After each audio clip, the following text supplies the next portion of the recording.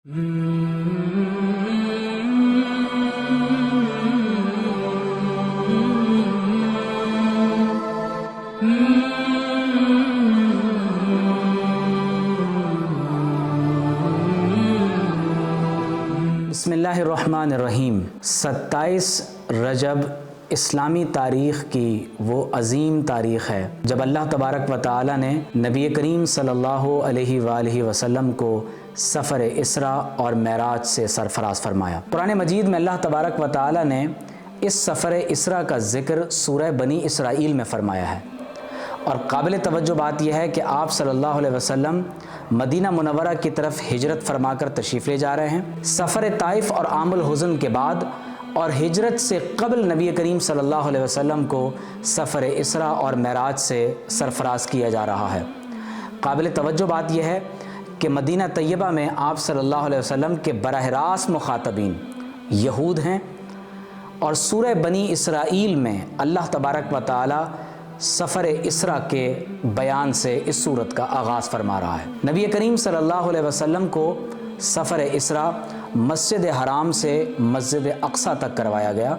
अल्लाह ताला ने फरमाया, सुब्हानल्लज़ी अस्रा बिअब्दिही लैलम मिनल मस्जिदिल हरामी इलल मस्जिदिल अक़सा।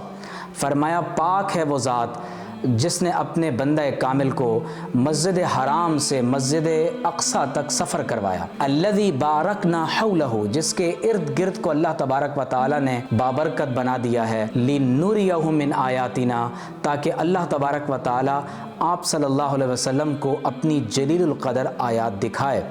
इन्नहु हुवस समीउल बसीर, बेशक अल्लाह तबारक व तआला समी भी है और बसीर भी है। मस्जिद अक़सा अहले ईमान के क़ल्ब व ज़हन का महवर है, क्योंकि इस्लामी तारीख़ में अहले इस्लाम के लिए 3 मसाजिद को नहायत ही अहमियत का हामिल करार दिया गया। मस्जिद हराम, मस्जिद नबवी शरीफ और मस्जिद अक़सा।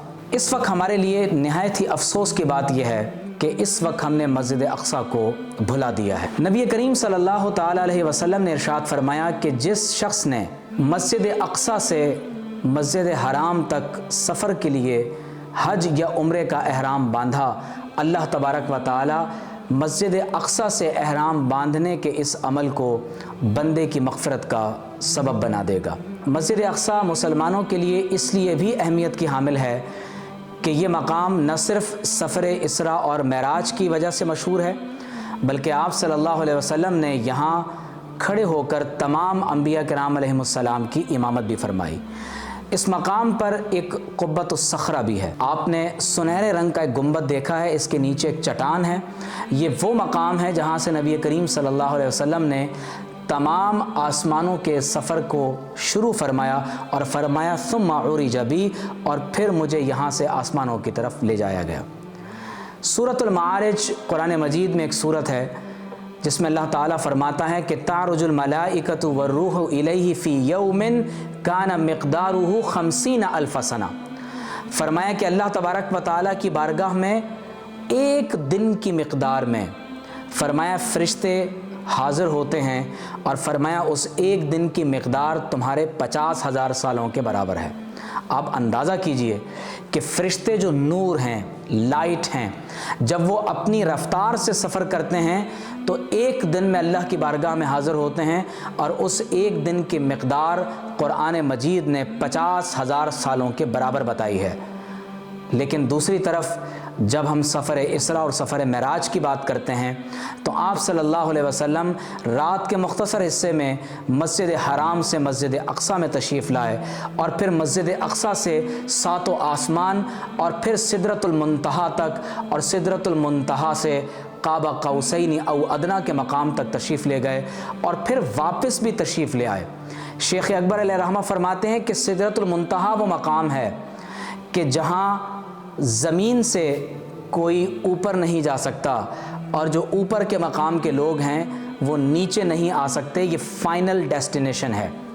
आप अंदाज़ा कीजिए कि ये मलाइका का भी आखिरी मकाम है, लेकिन रसूलुल्लाह सल्लल्लाहु अलैहि वसल्लम इस मकाम से ऊपर भी तशरीफ़ ले गए।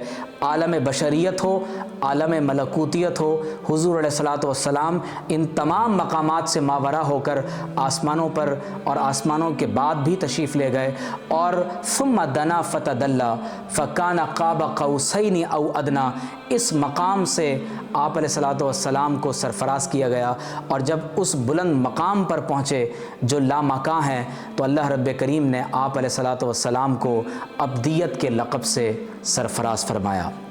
ہم دعا کرتے ہیں کہ اللہ تبارک و تعالی اس رات نصیب کی جانے والی سب سے زیادہ اہم ترین عبادت یعنی نماز، ہمیں ہر وقت نماز کا پابند بنائے، جو آپ صلی اللہ علیہ وسلم کی آنکھوں کی ٹھنڈک ہے۔